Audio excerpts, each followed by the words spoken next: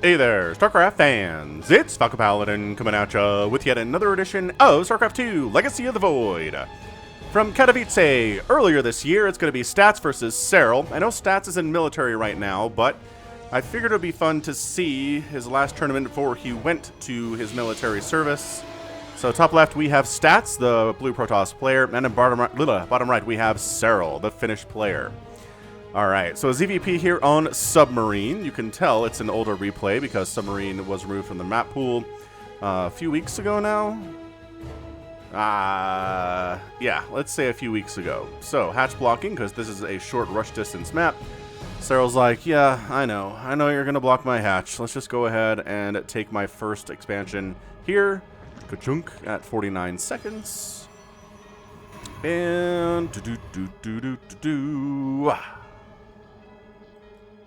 Gateway coming up for Stats.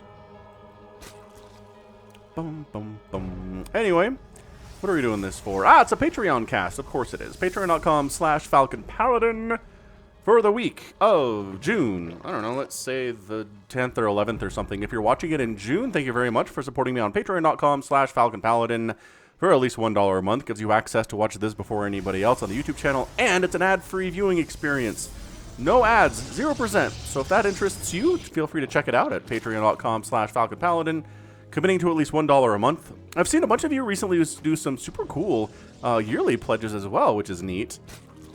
The emails come through, and they're not very clear on that initially. So like somebody pledges $50, and I'm like, wow, a $50 a month pledge. We don't see many of those.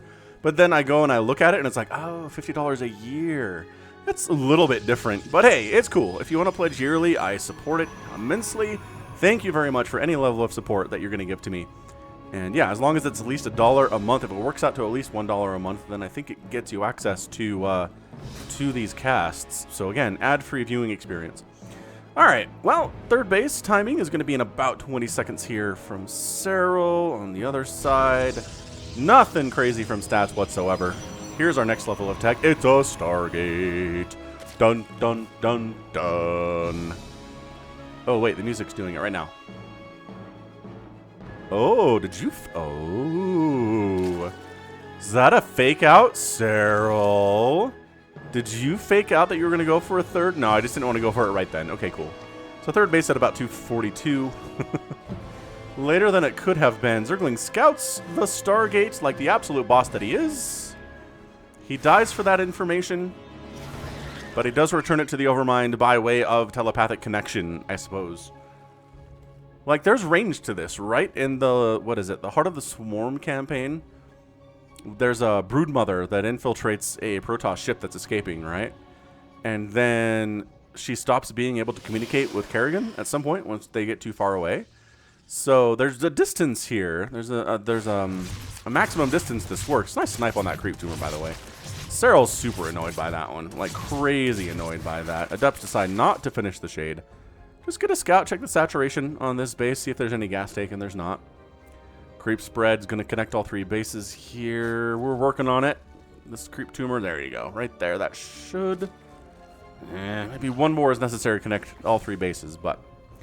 Alright, what are we doing, by the way? I guess it's already an Oracle with another Oracle on the way. This Oracle's name is Wanda Maximoff. WandaVision proved that the Scarlet Witch was just too dangerous to keep on Earth. So she leaves and decides to relieve her stress from the loss of vision as an Oracle by killing workers. Which, man, did you watch WandaVision on Disney Plus? I did. I watched WandaVision. I can get Disney Plus for like $2 extra a month because I'm already subscribed to Hulu anyway, so it's like, whatever. It was just kind of a no-brainer for me, but, that just... I don't know. Like, she's crazy, crazy powerful, right? And she basically holds an entire town hostage for a long time. And it's terrible. And then there are no moral repercussions from it. Like, one of the more moral characters in the show is like, well, you know, you sacrificed a lot for these people. It's like, what?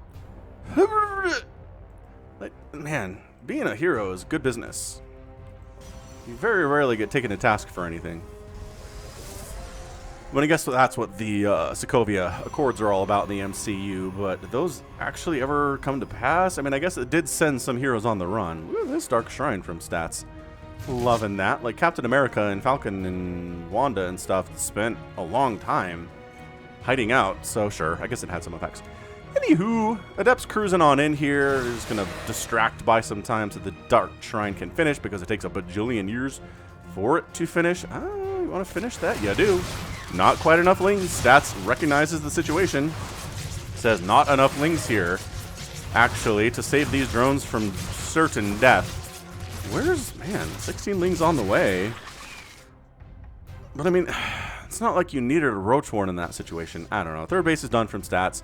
It's always a dicey moment.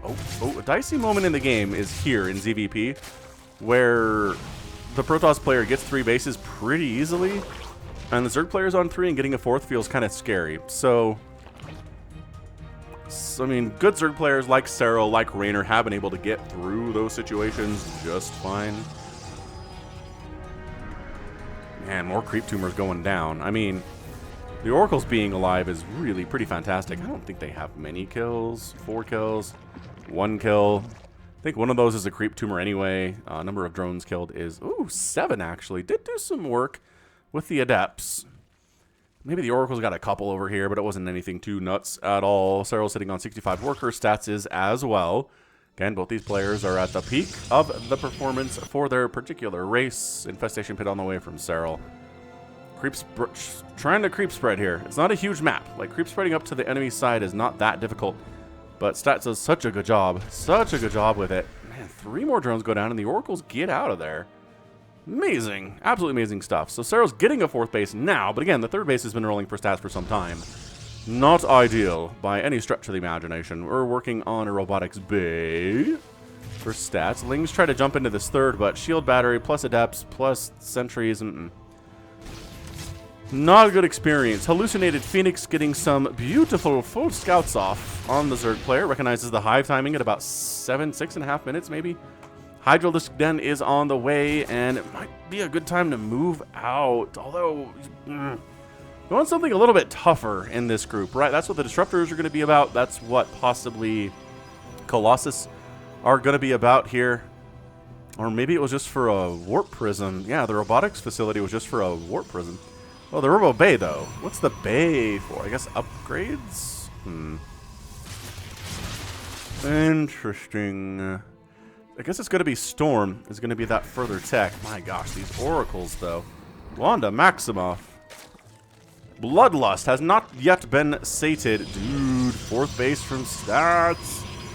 This is looking real good for the Korean Protoss here against the upstart world champion Serral, right? I think that's how a lot of people view the Europeans, as their upstarts. And I didn't realize how many people believe that GSLs are where true StarCraft champions are crowned and not ESLs or WCS championships. That base is dead. Nicely done. Like that. Whew. It's amazing. But because, like, sure. That used to be the case. Right? All the top-ranked players were definitely at GSL. It's not the case anymore. Right? Clem, I think, is #1 in Eligulat currently. Serral and Raynor are in there, too. None of them are competing in GSL, so if you win a GSL, it's like, well, I didn't quite go up against the best the world has to offer, you know? It's a touchy situation that the game is in right now. So, Lurker's coming in, working on Seismic Spines. Storm is about 40% complete upgraded. This base is dead again. Okay, it's that 2 times now. Serral's doing some great stuff. Oh, free Warp Prism. Free Warp Prism. Oh, escaped? It escaped. No, it didn't. Abducted again. Oh, it's dead. The recall. They did actually nerf that last year sometime, where it's a little bit longer. Maybe 2 years ago, it's a little bit longer before we actually recall. Now it's just enough for it to get killed. So Serral has done 3 amazing things recently. He's killed the space twice. He killed a Warp Prism with Zealots in it before they could warp any Zealots in at all. Like, the 4 that were inside the Warp Prism got some stuff done, but that was about it. And Serral's at 180 supply. So Serral doing some good things here. Roach lurkering his way over this top side. You're not going Sky Toss, eh? Alright, let's go ahead and just kill you with good old Roaches and Lurkers. With, you know, some Vipers to abduct whatever's here. Or Disruptors. That'd be a good Good target. Oh, gosh. All right. Ow, ow, ow, ow! Serral! Okay, did you not expect disruptors to exist? Was not paying attention to his units there. Those are massive hits. We have seen disruptors do some incredible things against Zerg in the recent months, right? It's good. Oh, there we go. So Stats was like, what was that about? Not Skytoss Falcon? Yeah, okay. Fleet Beacon. Stargate's on the way. Lurkers, a big problem for ground armies in general without disruptor support. Immortals can do pretty well against them. Do these guys not even have charge? No. What the hecking heck? We don't have charge. Did Stats forget about charge? It was entirely possible that he did. Oh, that lurker's stuck? Save him. Saved. Can't get out. He's like... There's some invisible space there that's keeping him... Whatever. See, this army's being sneaky. I see you, army. You gonna come around the backside, or Serral's not doing anything with it? That's very strange. Attack coming on in with, again, not in charge lots. Didn't bother getting the charge upgrade despite having made a whole bunch, oh wow, of zealots. Serral sort of throwing this game away. These guys did not engage at all, nor did they actually run away. Zealots are trying to take down this hatch, but they're not going to get it because the lurkers are amazing against zealots. Alright, so Stats getting way too much done with a little stalker-it up sentry army. There's, again, no tier 3 stuff in here at all. Just no problemo. It is carrier production, which the Overseer sees. So that's why we're making a Spire. We're getting some more Hydralisks, getting +3 missile attack. Serral knows what's up here. And again, he has lost to Skytoss from worse players. Oh, are you kidding me? DT wanders in. Bam! Hatch down. He has lost to worse players than Stats, who has wielded Skytoss against him. So, just saying, if it gets there, it's going to be a little bit dicey for Serral. Serral fans, if you're watching this. So yeah, DT comes in to finish it off. The Zealots almost got it. Dark Templar was there. Doing the Zealot Warpin with, again, slow Zealots. Stats is kind of just like, I'm going to deny a Carapace upgrade. It's almost like he's styling right now, right? I mean, there were definitely... There's been a couple games that I've cast on the channel in the last year or so where somebody forgets an incredibly important upgrade that they're using a lot. Like, Serral forgot Adrenal Glands against Maru in a game last year, which was bananas. It was like a 30-minute game, too, and he was making hundreds and hundreds of lings. He just never got Adrenal Glands for him. So I don't know. What is this? Alright, charge is finally on the way. So the Zealots are going to be moderately useful. I mean, they're moderately useful now. They'll be way more useful once they have charge. It's like a 40% upgrade to their utility. I swear. The 6 o'clock base that Serral's trying to take is not going to happen right now. Yeah, there's the cancel, and there's the pickup and the boost out with the Warp Prism. Fare thee well, Warp Prism. Alright, so carriers, jeez, carriers have gotten real big real fast. 6 of them are here, with 3 more on the way. Like, this is, Serral needs to hold this. And if he doesn't, it's just going to be, like, too many carriers, man. What's our Corruptor count? 4? With 3 more on the way? That's not enough. Not enough. Did he just kill one of his own sentries there? He killed something that was his, maybe to free up supply. He is maxed out, so hey. So hey, Spore Crawler Forest is coming up. Creep spread is happening. Once again, Serral has not been able to get the creep all the way up here. Or here, which he wants to do. But he has been messed with by Stats. Stats is doing a great job keeping that creep spread low. And on this side of the map, not on his side of the map. Serral expanding top side. Income check is in favor of Stats, but just barely. Which, you know, if you have barely more income than your Zerg opponent at 14 minutes, you're doing something right. Without question, do the carriers. The carriers are doing a thing. It's a scary thing. 8 more Corruptors on the way. Working on Flyer Attack level 1. Stats just poking around a little bit here. Disruptors going after the lurkers. They kill a couple. Bruise a couple others. There's changelings up in here, I see. Ultralisk Cavern on the way. So again, Ultras to deal with, like the Disruptors and the High Templar and the Stalkers and stuff, are pretty good. They can take a lot of carrier hits before they die. So the goal, obviously they can't do anything directly against the carriers, but they can deal with the stuff protecting the carriers, right? If this was straight carrier, it would die, no question. But what's keeping this working are the Disruptors and the High Templar, mostly. Stalkers, to a certain extent. Corruptors, dodging see, storms, man. Storms are what make this work, generally. Oh, Observer killed? Oh, that sucks. Do you have another Observer with this army? I'm not convinced that you do. Meanwhile, some hiders try to deal with his base in the bottom left of stats. No, not allowed. Storm is up, baby. Disruptors catching a couple of those lurkers. The Corruptors are okay. Parasitic. Ah, the parasitic bomb.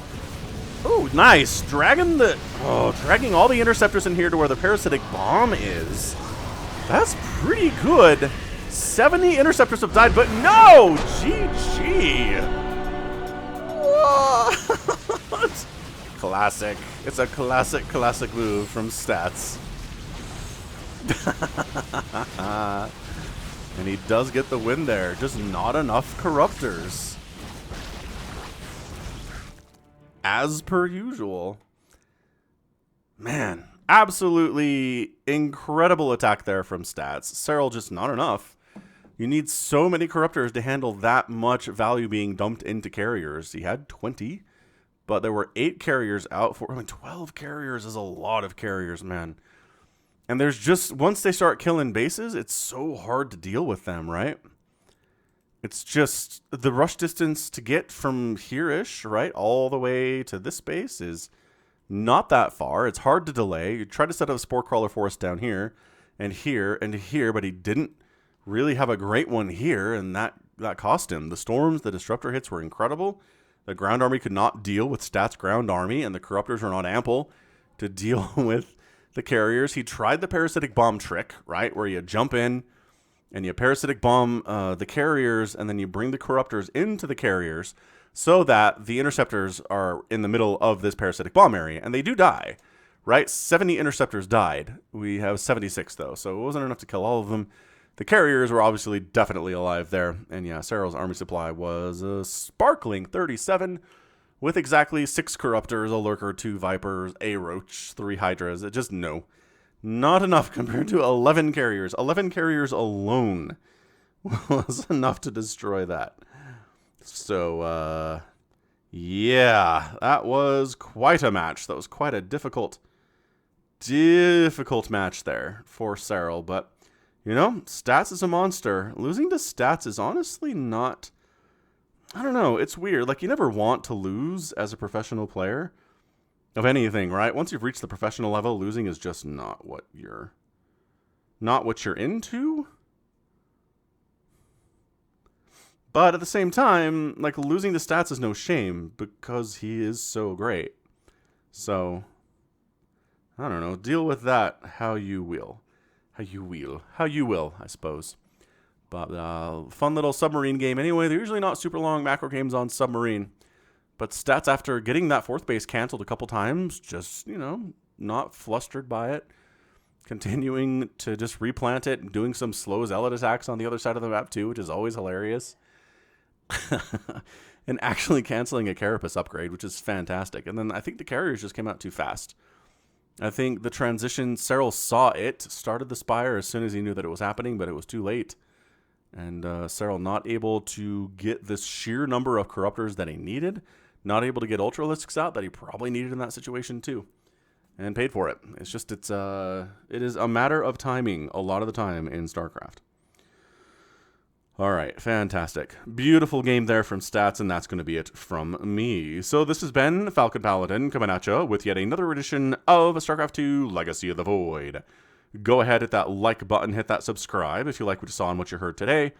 You can also catch me on Twitter, Facebook, Patreon, and Twitch, all at /Falcon Paladin. And until next time, as always, thank you so much for watching. You take care of yourself.